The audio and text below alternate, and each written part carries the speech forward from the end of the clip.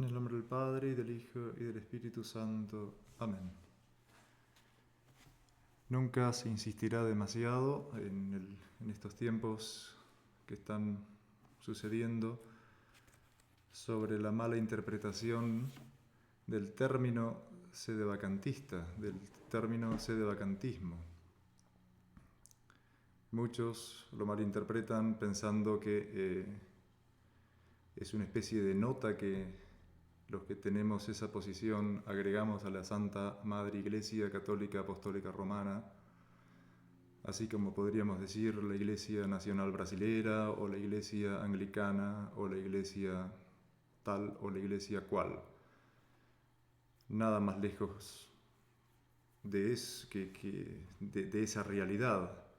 El sedevacantismo es un término que en realidad siempre se ha usado. La situación de sede vacante, cuando un sumo pontífice muere, en el lapso de esa muerte hasta que se elige un nuevo sumo pontífice, existe el término que se llama sede vacante, es decir, la sede de Pedro está desocupada u ocupada ilegítimamente, lo cual no es lo mismo, porque el personaje que está sentado allí no es el vicario real de Cristo nuestro Señor. Muchas veces se nos ha acusado de no estar con el Papa, o de estar en contra del Papa, o del papado, o de no querer que haya un Papa en el futuro de la Iglesia. Nada más alejado de la realidad. El verdadero...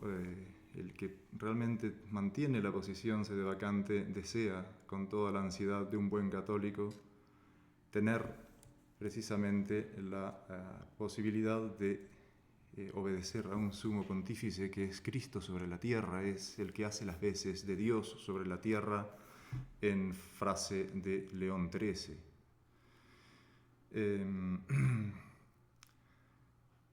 Con respecto a la acusación de que precisamente nos hacen de estar en contra de los papas o estar en contra del papado, es precisamente por estar a favor de los papas y por estar a favor del papado en que tenemos que forzosamente tomar la posición de que la sede de Pedro está realmente vacante desde la muerte de Pío XII, porque nos aferramos al magisterio de 260 papas, incluido Pío XII, excluidos todos los pseudopapas del Concilio Vaticano II, porque enseñaron precisamente todo lo contrario a lo que todos esos papas reales, vicarios de Cristo, sumos pontífices, que hicieron las veces de Dios sobre la tierra, enseñaron. En el Concilio Vaticano II se enseñan cosas erróneas, condenadas repetidas veces por los papas de la Iglesia católica verdadera.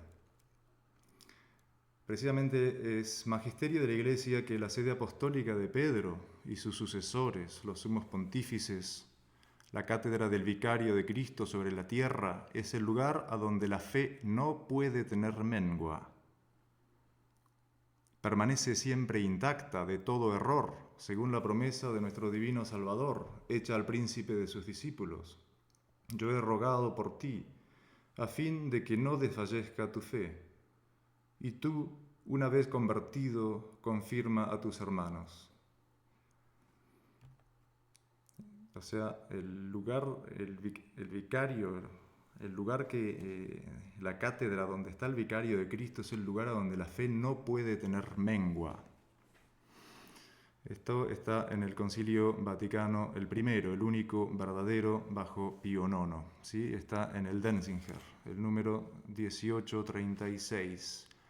Así pues, este carisma de la verdad y de la fe nunca deficiente fue divinamente conferido a Pedro y a sus sucesores en esta cátedra, para que desempeñaran su excelso cargo para la salvación de todos, para que toda la grey de Cristo, apartada por ellos del pasto venenoso del error, se alimentara con el de la doctrina celeste, para que, quitada la ocasión del cisma, la Iglesia entera se conserve una y, apoyada en su fundamento, se mantenga firme contra las puertas del infierno.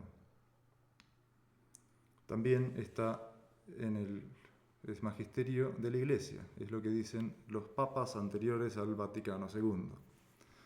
El romano pontífice, cuando habla ex cátedra, esto es, cuando cumpliendo su cargo de pastor y doctor de todos los cristianos, define, por su suprema autoridad apostólica, que una doctrina sobre la fe y las costumbres debe ser sostenida por la Iglesia universal, por la existencia divina que le fue prometida en la persona del bienaventurado Pedro, goza de aquella infalibilidad que el Redentor divino quiso estuviera provista su Iglesia en la definición de la doctrina de la fe y las costumbres, y por tanto que las definiciones del romano pontífice son irreformables por sí mismas y no por el consentimiento de la Iglesia. Es parte del magisterio de la Iglesia, está en el Denzinger número 1839.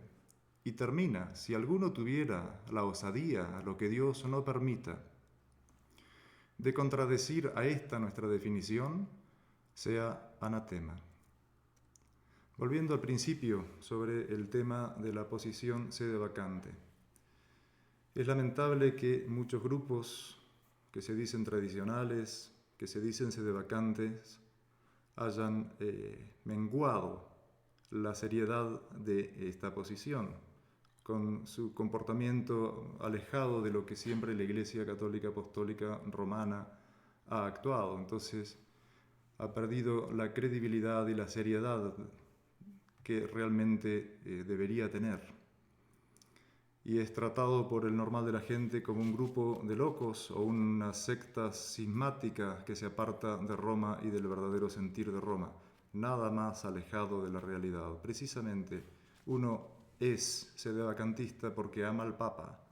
Uno es sedevacantista porque ama la Iglesia Católica Apostólica Romana, que es una, santa, católica y apostólica. No es una secta, no es algo distinto, es simplemente que consideramos que realmente el lugar que ocupa el sumo pontífice es el lugar a donde la fe no puede tener mengua. En el Concilio Vaticano II, llamado por Roncalli, alias Juan XXIII, se hizo llamar Juan XXIII, nosotros no lo reconocemos como Papa. En ese concilio se enseñó el error, que básicamente consiste en la libertad religiosa, el derecho a la libertad religiosa, el diálogo interreligioso, el culto interreligioso, cosas todas condenadas por la Iglesia, por los verdaderos papas. Entonces, la pregunta que uno se debe hacer es, ¿alguno de los dos, o sea, la Iglesia preconciliar o la Iglesia posconciliar, alguno tiene la razón? Pero los dos no pueden tener la razón. Hay una contradicción franca entre una enseñanza de 1958 años, que fue hasta la muerte de Pío XII, de lo que enseñó Juan XXIII en adelante. Juan XXIII llamó al Concilio Vaticano II, y si bien él no lo firmó porque él se murió antes, él ya en sus encíclicas da todas las pautas y las directivas de que el hombre tiene derecho a la libertad religiosa, a la libertad de conciencia, cosas todas condenadas por los papas anteriores. Entonces, si realmente consideramos que el lugar de la sede de Pedro es el lugar a donde no puede menguar la fe, aquí realmente menguó. Entonces, ¿qué significa? ¿Que los anteriores afirmaron algo que no era cierto o que Juan XXIII en adelante afirmaron algo que no es cierto? Hace poco todo el mundo católico se escandalizó por las palabras de Bergoglio diciendo que todas las religiones eran como distintos lenguajes para alabar al mismo Dios. En esas o en otras palabras, pero en esencia es eso que acabo de decir. Eso escandalizó a muchos y sin embargo es lo que viene enseñando la Iglesia del Concilio Vaticano II desde que el concilio se hizo. Es lo que practicó un Juan Pablo II, por ejemplo, Wojtyla, falso papa, cuando se reunió en Asís, allá por los años 80, 86 creo que fue, donde se reunió con todos los líderes de las religiones del mundo a rezar a Dios por la paz. Eso es un acto de apostasía. Un papa que está sentado en el lugar a donde la fe no puede menguar, no puede hacerlo. No es que no debe hacerlo, no puede hacerlo.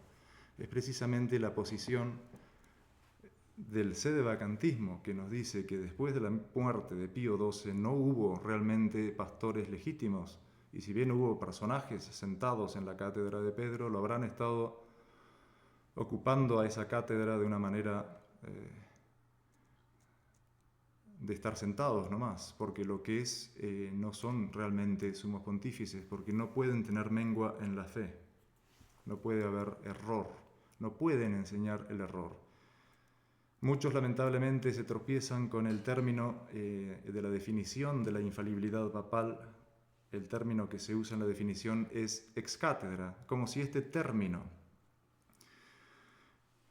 fuera limitante al oficio mismo del pastor supremo que tiene el Papa, pensando que esta situación se presenta muy pocas veces, o sea que cuando el Papa realmente habla ex cátedra pasa muy pocas veces en la historia de la Iglesia, o quién sabe nunca. O solo cuando se define un dogma, dicen.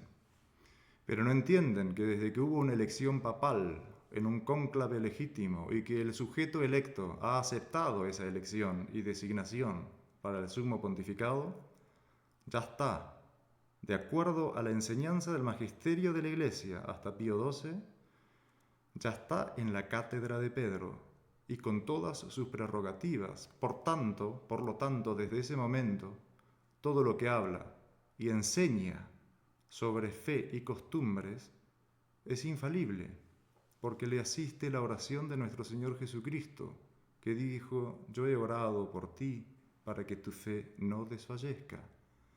Pues de otro modo, dice León XIII en su encíclica Sapiencia Cristiana, de otro modo no sería para los hombres intérprete fiel de las enseñanzas de Dios, ni guía seguro en el camino de la vida.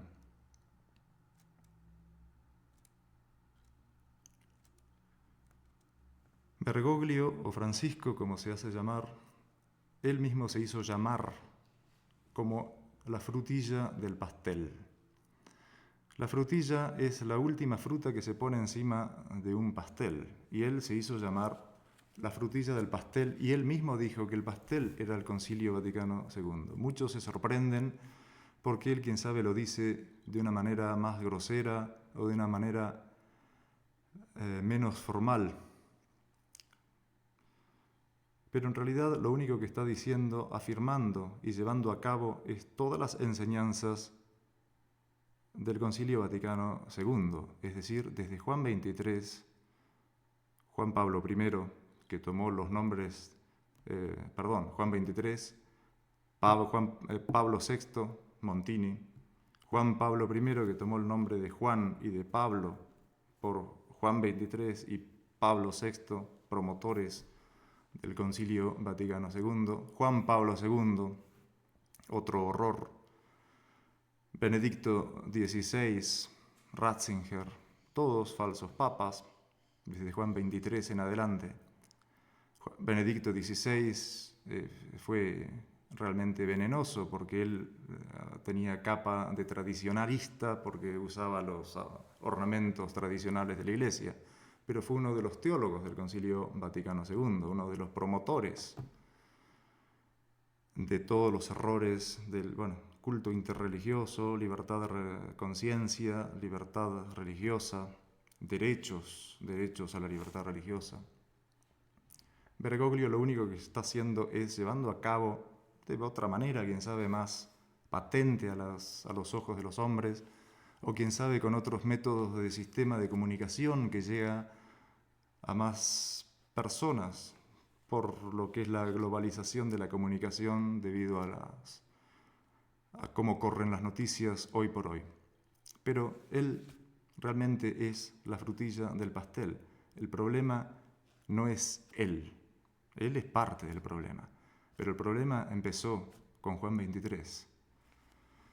Y para terminar me gustaría hacer una alusión de lo que decía San Antonio María Claret con respecto cuando él hizo el discurso sobre la infalibilidad papal. Creo que el sumo pontífice es infalible. Cuando él hizo un discurso en el Concilio Vaticano I, en donde se definió la infalibilidad papal, dice en un momento: sumamente deseo, eminentísimos y reverendísimos padres, que todos conozcamos y confesemos esta verdad. En la vida de Santa Teresa se lee que nuestro Señor Jesucristo se le apareció y le dijo: hija mía, todos los males de este mundo provienen de que los hombres no entienden las santas Escrituras. A la verdad, si los hombres entendieran las Sagradas Escrituras, clara y abiertamente vieran esta verdad, que el sumo pontífice romano es infalible, pues esta verdad está contenida en las Sagradas Escrituras. Pero ¿cuál es la causa de que no entiendan las Escrituras? 3 son las causas, y esto es muy importante para todos mis oyentes. 3 son las causas, dice. Primero, porque los hombres no tienen amor a Dios, como dijo el mismo Jesús a Santa Teresa. Segundo, porque no tienen humildad, como dice el Evangelio: te confieso, Padre, Señor del cielo y de la tierra, porque has escondido estas verdades a los sabios y prudentes, según el mundo, y las has revelado a los humildes. Y tercero, finalmente, porque hay algunos que no quieren entenderlas, porque no quieren obrar el bien. Una vez más, digo y ratifico: el sedevacantismo es una posición que, si se toma realmente como lo que quiere decir, es por amor a la Iglesia Católica Apostólica Romana. Deseamos sumamente un Papa que realmente lo sea. Deseamos realmente alguien que esté sentado en la cátedra de Pedro, que sea el legítimo sucesor de San Pedro y que esté en ese lugar a donde la fe no puede menguar, en ese lugar a donde, como dice León XIII, ese lugar puesto para faro e iluminación, como faro de la verdad para todo el mundo. Indudablemente, aquel que ama la verdad tiene que considerar que los pseudopapas del concilio no son verdaderos papas, de acuerdo a la doctrina de nuestra Santa Madre Iglesia Católica Apostólica Romana. Y si decimos eso es porque amamos el magisterio de la Santa Madre Iglesia Católica Apostólica Romana y porque amamos a nuestro Señor Jesucristo, que oró por Pedro y oró por el Papa, diciendo que su fe no iba a desfallecer.